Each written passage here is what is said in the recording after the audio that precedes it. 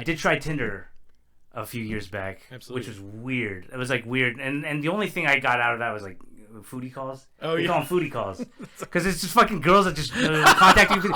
Like, take me out to dinner. I love it. I'm hungry. I've not heard that before. It's a foodie call. That's amazing. Yeah. It's so crazy. I was just like, So instead of getting the "you up" text, it's the "you hungry" text. yeah. They're like, dude, I'm hungry. Come on, take me out. I'm like, no. I'm like,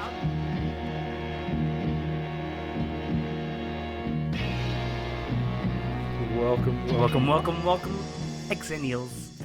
Exactly. This is the second episode. The next episode. So just chill. Hope you like the introductions.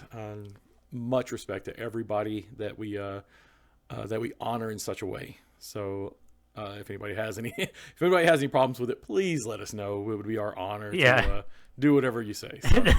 So, these things will come organically. We'll find our little calling card. Exactly. But exactly. Yeah, so, for now that's all we got. and again, it's like it's because we're starting, right? Yeah. So this is Xennials for the win. For the win, baby. Is what we've at least started with. The greatest generation. Really, the greatest generation? Yeah, the greatest generation. Who says that? Nobody. I say it. Right. I say it, and all my other fucking fellow Xennials say it. The right. first generation is the greatest generation, like by definition. Why? That's they. So Why?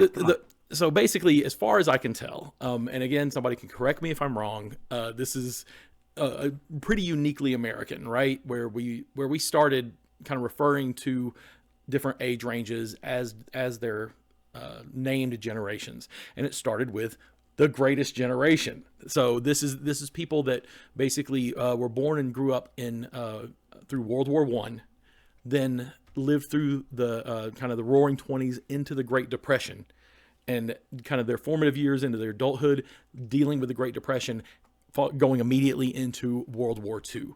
And it's when they come back from World War II that they start having the baby boomers. So that's as fine. You went through 2 world wars, the Great Depression. All right, I get it. You're the greatest. That was the greatest. But we're the most awesome. That's fair. We're the most awesome generation. I'll give us the most awesome generation. That's okay. pretty rocking. All right. So, all right, we can agree on that. But even us calling ourselves an awesome generation, yeah, we're kind of unique in our well, it's all about, exactly right. Self-involved. Yeah, that's true. And I mean, but on top of that, we have a kind of a narrow area because we're very much in the gray area between where Generation X and the millennials start to overlap. So as we start talking about generations and kind of what defines them, I've always thought about it being more or less defined by who the previous generation was, who your parents were, right? So it's like the greatest generation was pretty well defined by kind of their 30-year period of just, very intense life, right? And the whole baby boomer generation is named the baby boomers because of the big baby boom. They did a lot of fucking. Yeah, the technical term, I'm sure. That's because they came back from the war. Yes. And they were like, dude, I need to fuck. Right. I'm sure that's exactly how it went down, but except in like 40 slang. Right? Well, I mean, but then there was a boom in. But exactly, yes. So legitimately, that's how it went down, right? Yeah. So baby boomers are almost effectively defined by that. It's like they are the children of the greatest generation, right? And then they go through their formative years going into the civil rights era and the Vietnam War. So that's very formative to them, right? Right. And then their children start coming of age into kind of that big economic boom in the 80s, right? And so a lot of their children have to deal with kind of the end ramifications of the Vietnam War into the 80s, and that's Generation X. And Generation X, again, because it's like as much as we want to say we're great and everything, it's like there was no real conflict for us. We never went through any great. Well, we had the Gulf War. It was like not even the a minor war, Gulf really. War, and it's like. That's it, it's like there was no Great Depression, there was no Great War, and so that's why they're called what they are. That's why they're X. But effectively, that generation is still the children of baby boomers, right? Right. And then we start getting into the millennials, and once the millennials start coming of age, which again should be effectively the children of Gen Xers, you get you and start some getting, late baby boomers, I guess. but that's the thing. It's Yeah. like, so these gray areas, as we've gotten further and further along, get wider and wider and Yeah. wider. Millennials have more so the culture of growing up with the internet and all this extra information. Right. They have. So it's not so much then. Now it's not so much who their parents were. It's just what kind of era they grew up in. Right. I think that's it. I think that's exactly where it's starting to go. Yeah. Because we're so much more wide, and when we're having kids, it's like you didn't have there weren't. Again, it's like, and I'm going to generalize here. It's like I just give my opinion talking out of my ass a lot of the time, even when talking about these. No, guys. If you know, if you haven't gotten the idea by now, this guy knows what he's talking about. I'm the guy who's going to be talking out of my ass. I'm the resident idiot between the two of us. Right, you say that, but there's a lot of gray area in that as well. It's like, you're still smart. You still done. I can do things. Right. I'm smart. So, see, this goes back to it. So, why don't you let's start here. Let's introduce ourselves. Oh yeah. So I'll tell you what. It's like, because I was getting ready to say, it's like, your jobs that you've had since you've been in Vegas kind of speak to your range. You know what I mean? Yeah. So well, yeah, we're coming to you live in Vegas. Well, not live. We're live now. We're just coming. Yeah, we're live now, but we're not. Yeah, once you see this, maybe one day we'll see. Yeah, maybe one day we'll do some streams. You can super chat us. No. But yeah, not really. Coming at you from Vegas. I've been here for about 3 years, not very long. And I was here initially to help my. Ooh. You ever happen to when your voice was like? No, restart. That just happened to me. Introduce yourself. My name's Pete.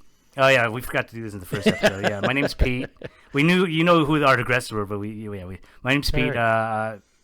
Basically, was born in Chicago, born in Illinois, not Chicago, in Naperville.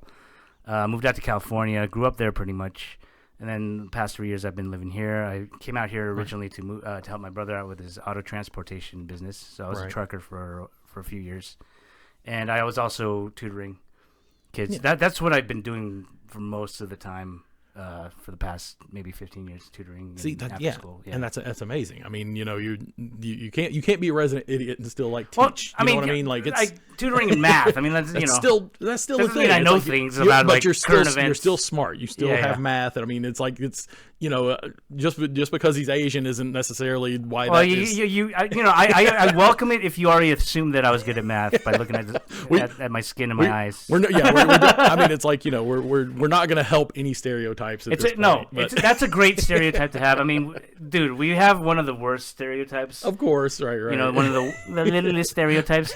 But we got the long end of the stick on that. We got the long end of the stick. Right. Yeah. So but again, it's that's something that we might end up perpetuating. So if you're offended, I'm sorry in advance. We're gonna offend at some point, and that's going to lend itself. But don't to get a lot offended of for us. Like if somebody's doing whatever, dude, we're fine with it.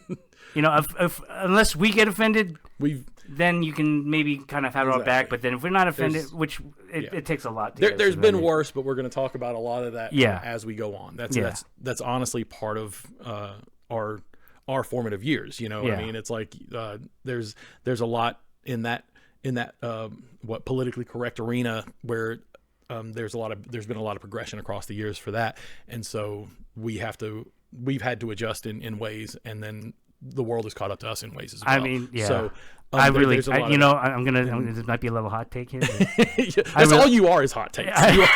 You're just a walking hot take. Yeah, I am. It's because I really don't like the politically correct era. I didn't like it. Right. I mean, growing up when we grew up, like a lot of things were allowed to. You could say a lot of things, and it was okay. And it wasn't like, I don't know. I know, and again, it's like I understand what you're saying, and especially considering, like you said, it's like you can see these things, and we have stereotypes against us as well in this country, but it doesn't affect you in the same way, which I understand. But you have to understand that that's not the universal. That's not how it is right? now. It's not everyone's experience, regardless. That's true, and that's how things are caught up. But it's like we're gonna have this argument. I'm just gonna let you know. It's like we're gonna. This is where a lot of this is gonna See, I may be on the left side of your screen, but I'm on the right side over here. Exactly, and vice versa. So. Right. But okay, but then so I'm Pete, and I'm Byron. I've actually been in town for longer, but off and on. I came out here in 2004 and lived out here for 6 or 7 years. Then I moved back to North Carolina. That's where I'm from. I was born and raised there in the Appalachians. You probably hear a little bit of Southern drawl in the way I speak. And it's always going to be there. It's like I'm a hillbilly. I always tell people I'm half hillbilly, half Korean. So it's as close as I can tell you to exactly how things go. So, but I've been out here for around 15 years total. Like I came out in 04, moved back for a few years, then came back out again, and I've lived out here for the last 6 or 7 years. So. And again, not to fall under that stereotype of Asians being good at math. What do you do? Right. So it's like so now I'm a dealer here in Vegas. It's like so it's like I deal with math on a pretty regular basis, and it's like it's something that I've not had a problem with most of my life. It's like we've talked about SATs and stuff. That's going to come up later. That seems to be much more Asian overall. But again, it's not everyone's personal experience, so we'll come back to that at another time when it comes up. But again, it should be everybody's personal experience. Just kidding. No, I get it. Everybody's dumber than us, and they just have to deal with that. But we don't need to talk about it out loud. Anyway, so we don't want to get shut down 2 episodes in. But yeah, so it's like I've done that. It's like I did graphic design work before that. Graphic production. Let's be a little bit more honest about it. And that's. I think about that kind of thing a lot, and more so before I was a dealer, but now as a dealer, it's more poignant, but I think about it less. But so as Pete has spent so much time like tutoring and actually helping children learn, it's like it's one of the most fundamental building blocks of society. It's like I went from in graphic production, just making stuff that people were going to throw away in a week. And just I always said I made future trash. I just made future trash. That's all I ever did. And now I'm a dealer who just feeds people a gambling addiction. It's like, again, if you have an addiction, please. Well, if it's any consolation, if it's only any consolation, I'm feeding my own addiction now. Now so now I'm trying to go out, be semi-pro poker player. All right. So now I'm feeding my own addiction. Okay. No, well, it's not. But it's not. Yeah. But yeah, I'm doing it in a smart approach. It's not like I'm playing like a recreation. That's exactly what a problem gambler is going to tell you, though. But anyway, But a few moments later. Dude, man, can I borrow $100? Right. No. But pushing the stereotype, is like the math enough to know what's going to work and what's not in the long run. You know what I mean? Yeah, you can't. Well, that's the thing. That's the thing about it. You can't be when you go out there. You can't be results oriented. If you're just already like hand by hand. It's like I gotta win. I gotta win this. Then you're not gonna do well. There you go. Yeah, and it's keeping that in mind. Yeah, that can keep you from kind of going down that rabbit hole, right. So but again, past all that, it's like even then it's like there was still a large chunk of time that you spent in your life effectively making the world a better place, right? I guess. And so it's regardless of how you think about it, and it's like you don't, especially at the time, you probably don't think about it as you're doing it, right? But you think about, like I said, what I was doing. It's like nothing I did as a professional adult really made the world a better place. It's like we did our work, we tried to do it well, but it's like at the end of the day, that wasn't really progressing anything, right? It's like where it's like you were having an effect on lives. So that's why I say that's more significant. I don't know. I would say that I had more of an impact when I was trying to be an actor. Oh, absolutely. Yeah. Okay. So, and you were doing that before you moved out here. That's right. Yeah, I was doing that right after I graduated college. There you go. I was basically I was studying microbiology in college. I was set to go to a pharmacy school. Okay, I was like, absolutely. I don't want to do 4 more years of school. Right. I just didn't want to do that. Oh, so I know that feeling. So I was like, that kid was like, Dad, I want to act. Like totally different. just stereotype. Now we're just stereotyping you into California. As opposed to... Yeah. No, because it's like they totally had this path out for me to go and be a doctor, lawyer, whatever. Standard Korean household thing. That's, exactly. Standard Korean household. I started in biology when I was in college. We'll continue on. Yeah. And then I was like, fuck this. I don't want to do this anymore. I was like involved in a few productions in college. Absolutely. There's like this Korean culture night at UCLA, and cool. I did like the plays in those things. Absolutely. And I that's enjoyed really cool. it. I just loved being out in front of a crowd. Right. So I mean, but you've had that entertain opportunity. people. No, exactly. Yeah. But that's why we're here. So it's like, again, I said there was that's gray what brings area, all but he here, says he's the idiot and I'm the information. But no, I dude. am the idiot. But all it's like, actors are idiots. If you're going to go that we route, pretend to be smart. Again, there's also there's also the reflection of that where he is the entertaining one and I'm like the shitty straight man basically. It's like, you know what you're talking about though. Like But again, I'm always like, oh, that- what about this? What knowing about what that? you're talking about doesn't help anybody with anything if they don't want to hear it. I don't know So, though. I mean, you know what I mean? Wouldn't you rather know what you're talking about than? Well, so again, another knowing what you're talking about is good. Don't get me wrong on that.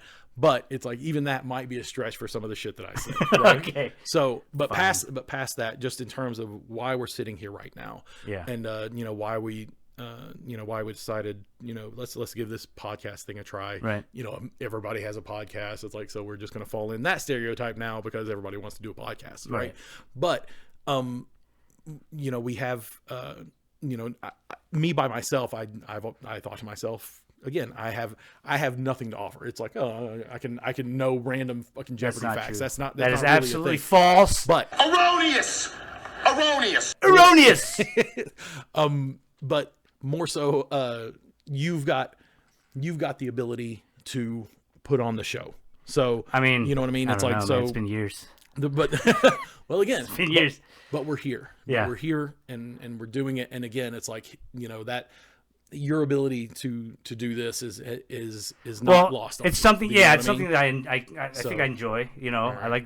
I just kind of wanted to be in front of a camera again, see what that's like, and like this whole podcast boom, which it's felt like like you said, everybody's doing it, so like it felt a little bit more easier in a sense, if that makes any sense, just to like get into it because everybody else is doing it. I got you. I'm more like a sheeple in that way. I got you. No, I'm not a groundbreaker. Right. No, you. But You want to learn from other people's mistakes. That's not. Yeah, that's not a and bad I just want to thing. kind of see. I like to build off of somebody else's idea. Somebody's doing it this way. I'd like to try it that way and see what happens. And I don't know. It's just kind of be fun, fun side thing to do. Right. So, And I felt like our whole perspective. Right. That's what's unique for us. That's why we sit here in front of you, right? Where we sit in a gray area, and again, as you were alluding to before, those gray areas I think are becoming more and more pronounced as the years have gone on, because it's becoming less and less about when people are born and who their parents are, because the parent, it's so varied in when people are having children now. Like if you and I were to have not you and I. I mean, if we had girlfriends. Well, the night is young, wives. man. All right. All right. Anyway, continue. Give me a call later. Right. No. But if we were to have kids now, they'd effectively be Gen Z, right? Because exactly. So that's exactly right. And so that's. But then we're Gen X, so we're not technically giving birth to millennials. We're right. But again, we are still in that gray area where it's like, a true Gen Xer, like, that was born in 72. Yeah. They're much less likely to have children right now. They've already had children. They're already growing up, right? But that's not true either.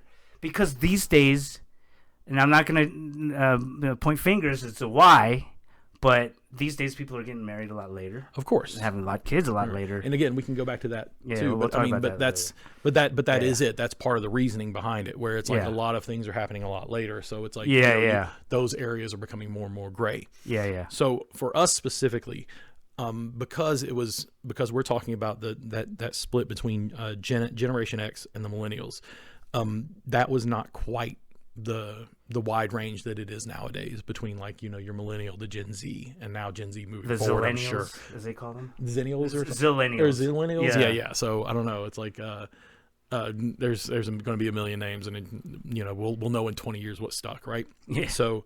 But with us, it was reasonably narrow, right? So there's not a ton of us that are, I believe, kind of in that range where we still have a lot of Generation X tendencies, where I think again, the value is like, coming from the Gen X. and again, it's right? like it was just like Stacy was talking about Yeah. in the first episode, where it's like, you know, what he grew up with Right. is nowhere near what's happening nowadays because he grew up with those baby boomer parents, right? Right. And so we have that to kind of that we were kind Anchor of us, that anchored us at the beginning, but then we got to grow up through that entire thing that millennials actually did grow up That's through, true. where it's like, although we didn't have the internet when we were young, you know, we started getting it as we were kind of really in our prime. Still pretty young, right? Yeah. But it's like, you know, Yeah. I remember the first time I had internet was I want to say 94, somewhere in 94, 95, right? So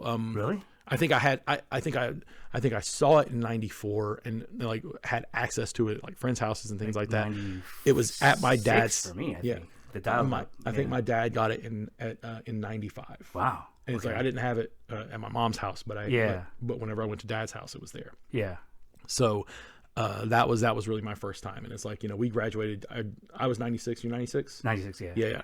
So I remember having it in the senior year because I remember checking like basketball scores and it taking like fucking forever for it to load. right, Yeah, exactly. You know, because you're still on dial-ups yeah, and all yeah, that stuff. Fucking dial up. But you don't know. right, you don't know how You lucky know what you it's got. like.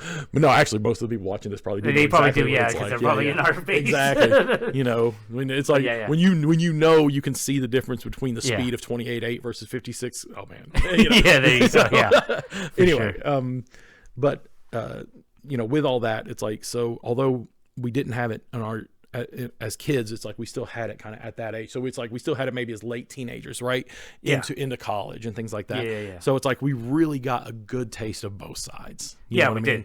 So and I think that gives us a reasonably unique perspective on how things work and kind of how fortunate having some of this stuff is. And it's like, and sometimes how much damage it can do versus what not having it might do. So I think that makes us a little bit more understanding than our previous generation for sure. It very much separates us from, you know, in that sense. Right. Yeah, so sure. I think that's a big part of kind of why our narrow band is just that, you know, where it's like you'll see a lot of social media now where you have Gen Xers talk about how the fact they kind of just hate everybody and everything. That's pretty legit, true, right? I mean, for us, it's not as true. Exactly, because we aren't full on. Because and plus because I'm guilty of some of the things that the people that they shit on. You know, like, I mean, and again, I'm right there with you. But that's what kind of keeps us separate. That's what exactly. That's what has us in a slightly different category, and that's what gives our we're like the cool uncles. That's right. You know, that's what we like to think. Yeah. It's like we're the cool we uncles understand, right? You can text me. Hello, fellow kids. But anyway, it's you know, that's kind of where we decided that is our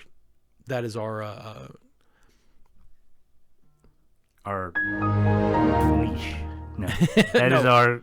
It's right. It's our strength. It's our. Oh my goodness. Our mark. Our butthole.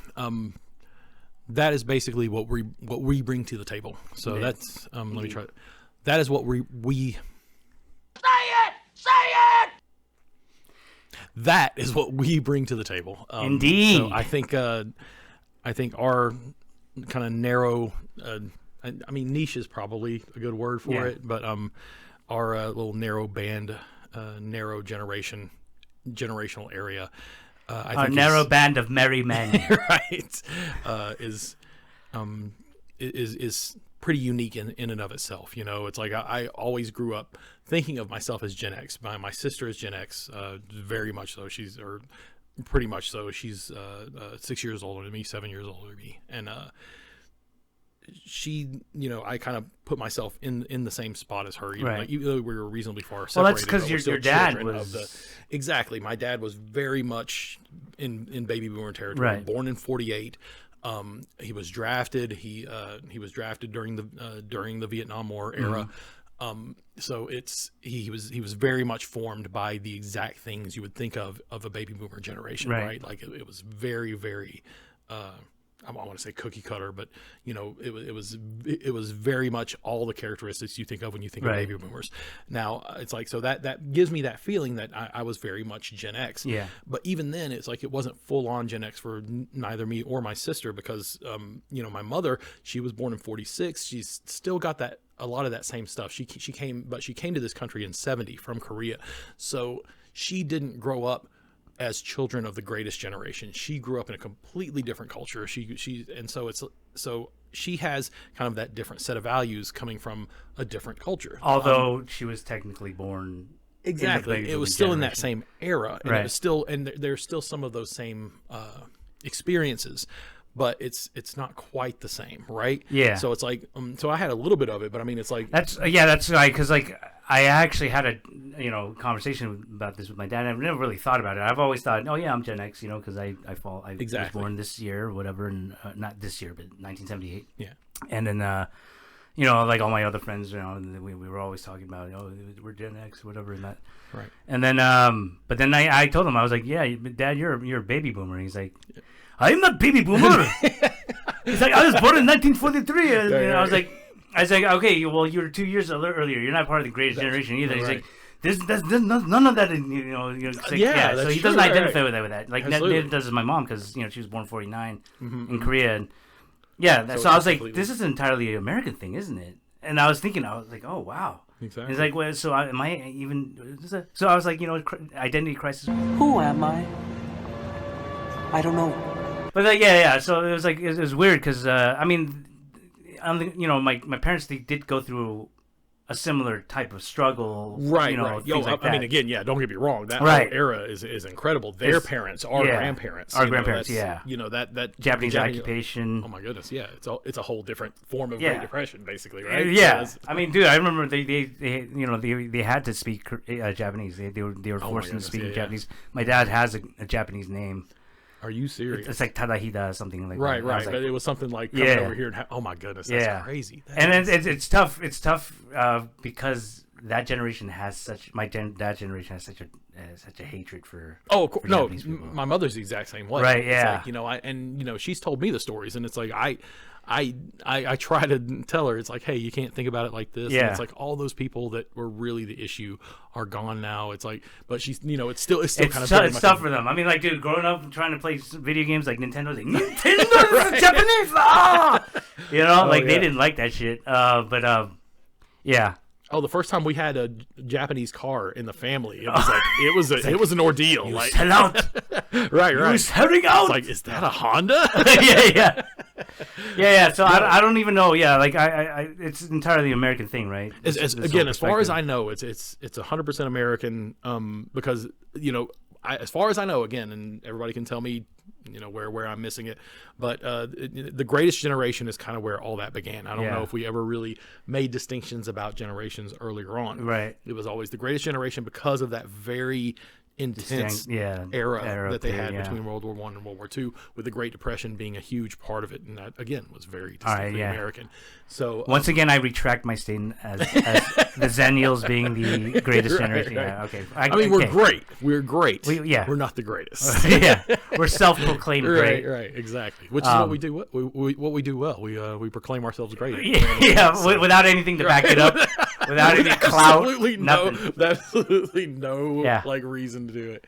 Right. Yeah. Oh, I think that's still, again, where we are gives us such a unique perspective. Right. It's. And if anybody who's non-American out there, like any Europeans out there, do you guys have any like generation distinctions among older generations, or how do you guys look at it? Please let us know in the comments. Exactly. Like, and I mean, that's something that we talk about a lot, where it's like we have those, we have these old cultures and old values that we kind of grew up with because of who our parents were and the era but we also got to see a good part of everything new, right? Yeah. We had the internet as like teenagers, but like late teenagers, like teenagers that could kind of understand it right away. Absolutely. Not as like little kids were like, oh, what is this? Well, I mean, but that's the other thing too, right? Yeah. So it's like so where we always talk about millennials having effectively grown up with the internet. It is a double-edged sword, right? Where it's like when you're young, you're not going to be able to understand some of the just the insane stuff that's on there. Yeah. But on top of that, it's like, you know, I look at, again, the kids that I know are like my sister's kids, who are really more Gen Z than anything else.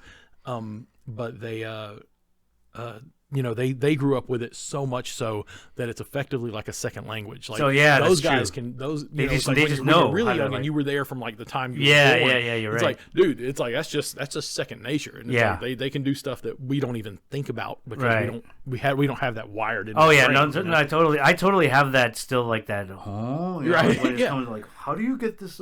Exactly, like, but that I think, but again, it's like it gives us unique perspective in both directions. But then, it's like, you know, we got to grow up not having any of that. You know, And again, there's plenty of people out there that know what we're talking about. Where it's like you didn't have all this access to all this information and everything you could possibly want. You know, and from whatever age you can functionally do it, right? And it's like, so we've seen that, and then but we've also had enough time to be around it and know what it's capable of on top of that. So, that ability to have both of those perspectives gives us a very unique perspective in terms of where we're at. Like, I mean, there's certain things that I'm like, you know, like I asked myself, you know, did they really miss out on much, like on certain stuff that we had to do, like when we were kids? I mean, some of the stuff that we had to do when we were kids are pretty stupid. Like, It's like, I mean, I spent my share of time, you know, taking either the largest sticks, and eventually one of the greatest toys I had as a kid was a wiffle ball bat, basically, a little hollow plastic bat. It's like, I got it, but I didn't have a wiffle ball, and I was not an athletic kid because I'm a fat ass anyway.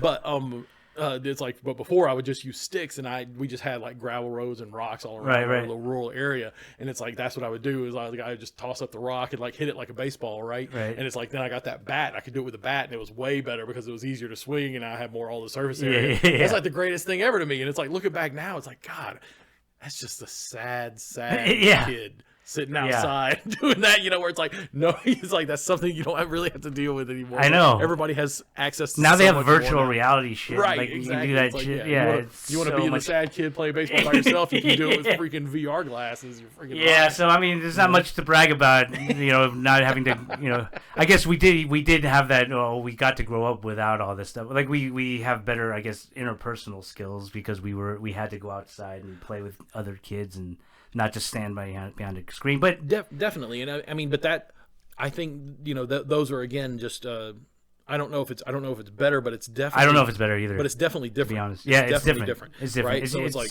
you know, we were much more face to face, and then we're now you can still have a lot of interpersonal skills, but it might be different because you started out just online, or you don't really interact with them in the same way as you would have if you would have had to deal with them, you know, IRL, face to face. Right.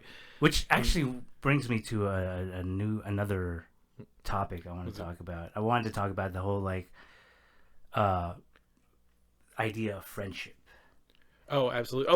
I know you've mentioned this before. Yeah. Where it's like, you know, where you have your kind of IRL friends, your friends, your real life. Okay, friends. this make me more like old school. This might be my Gen X show and whatever. But then I feel like you're not really friends unless you meet in real life, meet face to face, and interact and hang out and make some memories that way. Like, well, I was very hardcore into that. And I still lean that way. Okay. Like, as you know, because I didn't really get into the whole gaming thing. Like, you know, I grew up with games and all that stuff, video games. But you wouldn't have considered yourself a gamer. I wasn't a gamer, though. Right. I wasn't like a PC gamer. I wasn't doing all that. Well, I mean, you played sports and you did. Yeah, I did other things. And I didn't start getting into gaming like until 2009, 8 or 9. Okay, so like that's when like PS3 already came out. Right. And then that's when this whole online gaming started. I was like, what the fuck is this? Like, and it was so mind-boggling to me. I was like, I could play with people like halfway across the world, and I was like, this is kind of cool. But then as I started kind of getting more into that whole realm of people and interaction, it was like I started seeing like people like, oh yeah, they're my best friend. Talking about other online friends, it's like, oh yeah, they're my best friend, or that's my girlfriend, that's my boyfriend. I'm like, No, they're not. I was like, such a like, dude, you're not friends, dude. Right. And like, stop calling your best friend. You have never even met, dude. Like, I'd be like that.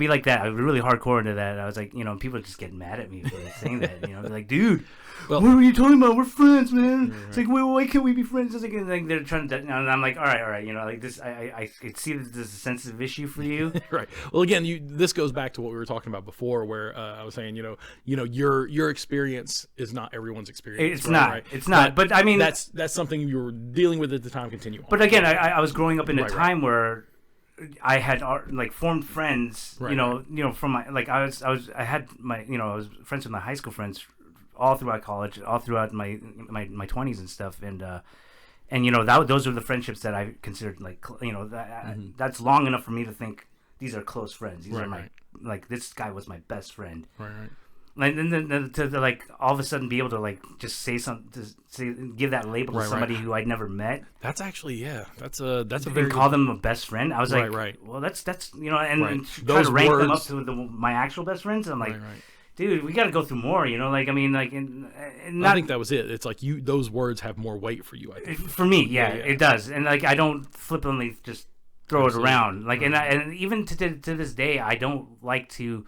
I'd like to try to meet all my online friends, like if I can have the possibility to, like absolutely. We met online, like exactly. Originally. It was purely online. It was friends. it was a video game thing, and it was it was happenstance, across the board. So. But then like I would call you my online friend for a certain period of time, but then now that we've hung out several times, we've formed a bond, a friendship through. I filmed you sleeping. Yeah.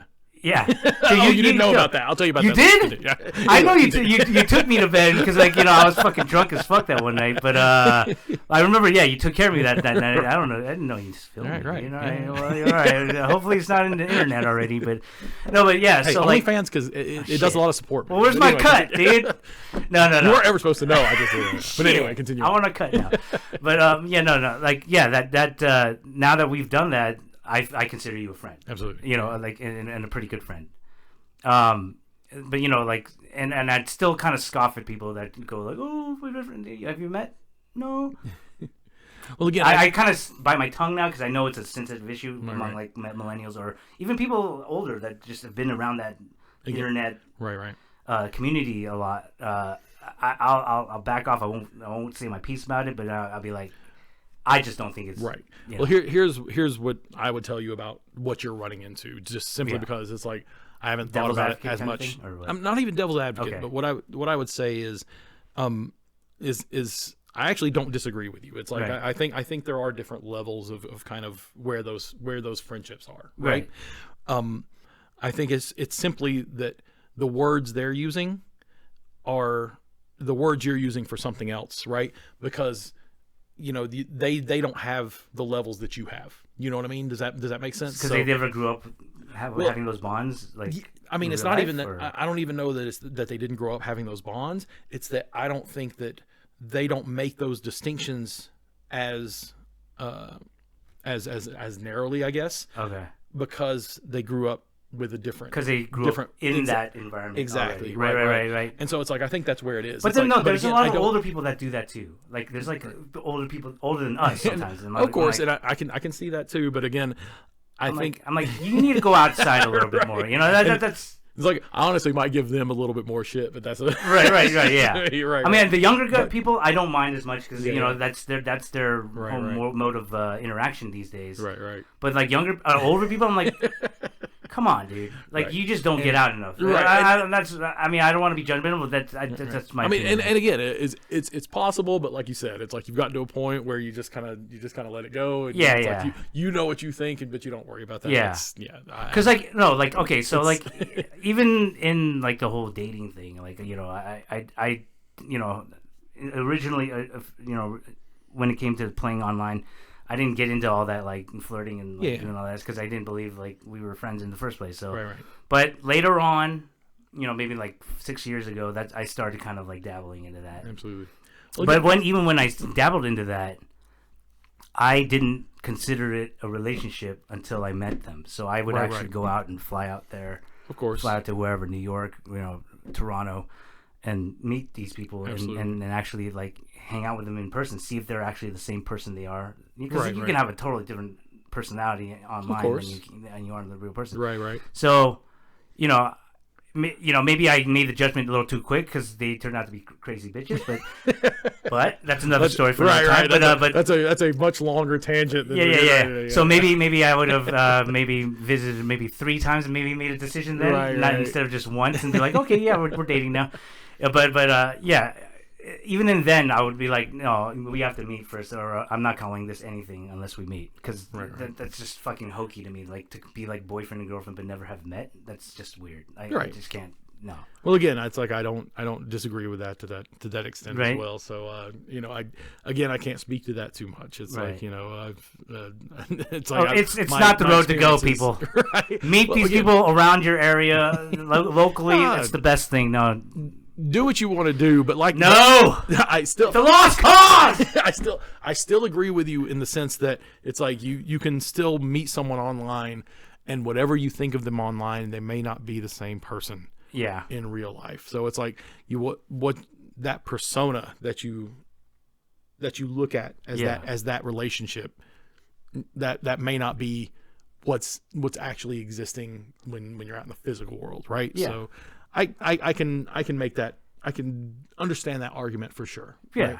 But it's like somebody wants to do that, and it's like, oh, you got your online girlfriend. More power it's this person. to you, and if it works out, great. But I'm just telling you, if you're from experience, right? Okay, how about if you're new at this and you're thinking about maybe I should get into this, I'm warning you against it. Yeah, think about it a little bit more. Right. Because the success rate is not very high. Right. Past all that, just know that there are, there are lots of different possible consequences and results, and he's telling you one of them. Yeah. So I'm telling you, one of them that is 100% concrete fact. Yeah. And so. I'm not only done it once, twice, and they both ended up being crazy. I'm not just being like that person who calls all my exes crazy, because I do have an ex that I really love and respect, and this was the thing that I think we talked about before when we first kind of talked about that, where it's like you were talking about it, fool me once, shame on you, fool me twice, shame on me, and it was like I was like no, can't go third time, man. I think you can go a third time, because it's not so much fool me once, shame on you. It's more so once is an accident, two's a coincidence, three is the trend. Streak. See, I don't know. I don't want to get to the streak. I don't want the streak. I know. That's a losing streak. Right. That's 3 in a row, dude. Right. So it's like you don't want to test that. Better to be fool me twice, shame on me, and then fool me 3 times. I should just run myself off the road. Again. Well, again, it's like, but you've had your experiences. You know what you want, and again, it's like now we're old enough where you can make those decisions. You're not as concerned with other flippant opinions around you. You're not worried about those things. You know what you want in your life. So that's also very valid. You know what I mean? It's like, so absolutely, you've made your decision. How you want to do things. Do it. Good luck with it, man. Yeah, it's true. Hey, I mean, dude, I think that's the way to go. To be honest, just get local, man. Find it locally, man. Right? Come on, the girls you've been dealing with have been all local, and that's better than. Online, right? No. Actually, my longest ex was I actually met her online initially. Okay. And it's like, but you did meet her though, right? No, of course. Yeah, but that was the thing. It was like, it never would have become anything, unless we had met. And I think she was still in that same camp. Like she still believed some of that same stuff. And part of it was, we still lived close enough where we could meet, and it wasn't a huge undertaking to meet. So I think that was a part of it. I think if I'd had a lot of the same interactions, but it was with somebody that was just completely across the world, it would have definitely not come out the same way. Probably so not. I think there's still something to be said about that, right? And again, this is I think this is us looking at it with our perspective, right? It's like somebody out there is going to tell you it's like, no, it's going to work fine this way, it's going to work fine that way, right. And it probably it's probably fine for them, and it may work well for them, and it's. But I think with us kind of being where we've come from, I think we're reasonably in agreement that's kind of where we're at. It's like, I can push it so far. It's so funny because it's like I'd completely missed out when Tinder and Bumble became a thing, and they were, everybody was doing online dating, and it was like, that was not something I ever did, you know? And it's like, I always, even now I think about it, and it's like, I want to give it a shot, but but I think it goes back to that same, it's back to that same mentality, right? Yeah. Where it's like, it's very much that we don't think about those interactions that way, at least initially. Yeah, it's just weird. I don't know. Like the whole, like when I first dabbled into that kind of stuff, I tried to do the eHarmony thing a little bit. Oh yeah, okay. Which kind of, it's like, that's one of like the OGs. The OG, right? yeah, that's way back. Right. It never amounted to, like, because you have to go through like stages where you like, if they like what you like, kind of thing. Because you post all your likes and your interests. Okay, so there was a lot of filtering basically. Yeah, and then you get to the point where you actually communicate. Okay. I never really got to that point. I did try Tinder a few years back, Absolutely. which was weird. It was like weird, and the only thing I got out of that was like foodie calls. Oh, we call them foodie calls because it's just fucking girls that just contact you, like, take me out to dinner. I love it. I'm hungry. I've not heard that before. It's a foodie call. That's amazing. Yeah. It's so crazy. I was just like, so instead of getting the "you up" text, it's the "you hungry" text. Yeah, they're like, dude, I'm hungry. Come on, take me out. I'm like, no. I was just like, this is weird. Why you just want food out of me? You just want me? You just want me for my meal. Yeah, exactly. And I was like, damn, dude. I was like, nah, man, that'd be like that would have set me in a level of simping that I would never probably recover from. So yeah, I was like, dude, no. And so I stopped doing Tinder. Oh, that's such an. You never heard of that, huh? I had not heard that. I mean, I know of that concept, but I've never heard foodie call, and that's just fantastic. It's oh great, my goodness, I love it. I am so intrigued it's now. like you love it, but then you fucking hate it because, like, these bitches, come on. Can't pay for your own fucking meals? Get the fuck out of here. Dude, I am one, I love to go out and eat. And it's like, I wouldn't mind. Does that make me a food slut? I guess. If you actually do it. I mean, but I was just like, nah, dude. You just want me for my meal, dude. Right. Fuck that. Oh, that's fantastic. I mean, I guess it's better, I mean, it's better than just being outright rejected and, like, like them not liking for your dick or something. I mean, that's the thing. I don't even know. I didn't want to. That's such a foreign concept. It felt weird. It felt weird because it was like, it felt like they were still trying to use you for something. Right, 100%. Like, yeah, but I mean, so this is the question: is like, so does that give you a different perspective on the booty calls? Actual booty calls going the other direction, right? Yeah. So it's like, does that give you more empathy when guys are trying to use girls just for a booty call, right? Yeah, I mean, it's like now that we kind of get to experience it in the same fashion reversed. Well, the thing is, like, when I'm getting asked for food, I'm thinking in my head, I'm like, am I gonna get sex though? Am I gonna get sex after this? There's still that option. I want some guarantees. Okay, if I'm gonna do this, I want some guarantees. So I don't know if it's the same way to flip the word around for the booty call. Was it? I think it was God, I always mispronounce her name, and I'm so sorry. Iliza Shlesinger. Iliza Shlesinger. Yeah, where she was talking about that, and it's like she still had to preface it or say it somewhere before or after the joke, where it's just like, of course nobody owes sex at any point in time. The lobster is the most expensive thing on the menu, okay? So just know that if you order and consume a lobster, you have to touch your date's wiener. You have to, okay? It's like a sexual contract from the sea. It's binding. It's messed up, Amber. You're just gonna go. Just gonna go? It's funny. You're just gonna go, cause I distinctly remember I bought you a lobster. Man's right. Time to pay the piper. Girls, you do not have to sleep with him. It's just a crustacean. That's ridiculous, all right? But you gotta give him something. I suggest a beach. That's what I suggest. Right?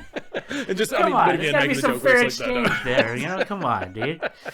But no, I mean, it's like, obviously, that's, nobody owes anybody anything. Yeah, so true, it's so funny to think about it in that way. Yeah. It's like, It's crazy. Oh, that's just amazing. It's yeah. I Now, was just like, what's funny is it's like now I just want to see it in action. Like I'm more intrigued now than I was before. So. don't make me reactivate my account. To show you. Oh my goodness. Oh yeah. That might be our side project. It's like well, for every third or fourth episode we'll just have like a Tinder foodie call.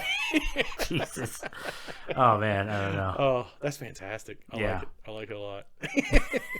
All right, so we're getting near the end of this hour, absolutely. or this segment, or this of the episode. We're getting near the end of the episode, so I think what we're going to do is we're going to try to do another song game. We did Hurdle on our first episode, and Hurdle actually quit on us.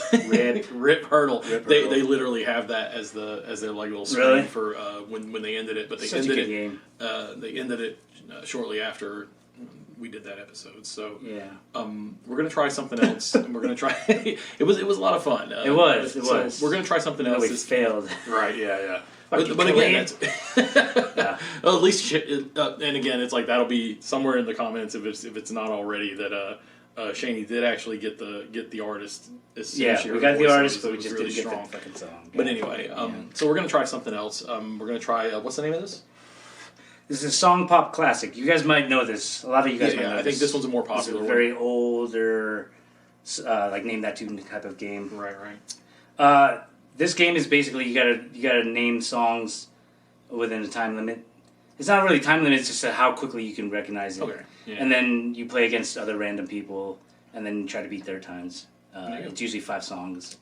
Okay. So we're just gonna give this one a try. See if it works. Yeah, exactly. So for what we're doing here. Let's do it. So we're gonna pick a genre. It looks like first, right? Yeah. Post Malone. So that would make it hard. Specific Post Malone, right? That's good. That's gonna make it tough for us. Pop radio hits. 90s pop radio. 90s anything is basically we got to. We're Xennials. Like, we got to do 90s pop. 90s hits. whatever is what's going to be in our wheelhouse, right? So let's do it. 90s pop radio hits is what we're going to go with. Put this up full blast. All right, let's do this. Let's make it happen. Here we go. Oh shit! Another night. Another night. Yeah.